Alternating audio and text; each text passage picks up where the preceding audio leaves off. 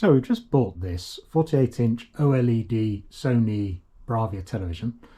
Very impressed with it. It does an excellent job of upscaling even really poor quality DVDs.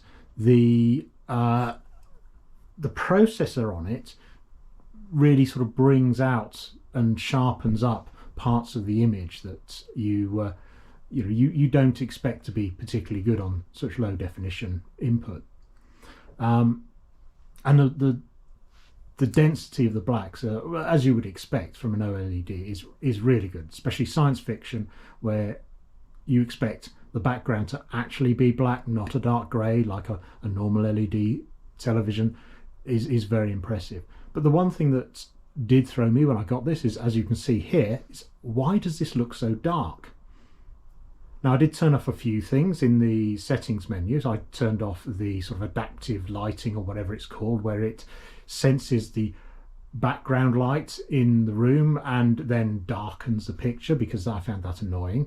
And I went through the settings, so there's a little button here, and I noticed it was on standard mode, which is you'd expect.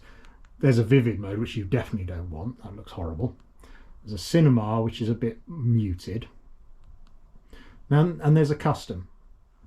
So if I select custom, what I've then done is, it took me a while to do this. Again, and you change this by specific input. So you can save settings for your Blu-ray player to one thing. You can save settings for the Freeview digital TV tuner to another, etc., etc. So you can adjust this depending on the source you've got.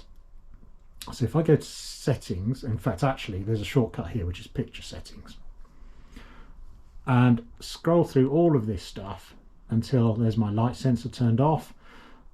Brightness. So if we look on brightness, well, that's on max, and also there's a sensor somewhere down here, black level. That's actually quite high, but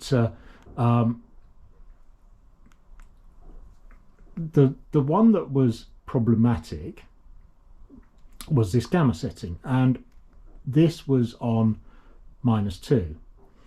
And on -2, what it meant, and this was the default, you can see there's that little bar there. The default is actually not 0, which would be I guess a straight line gamma curve. It's -2, and the problem with -2 means that dark greys, things that are fairly dark background, actually come out almost black, and in a way you lose some of the benefits of the OLED because just everything looks too black. So if I change this, what I've done is then set this to 0, which should give us a straight line curve.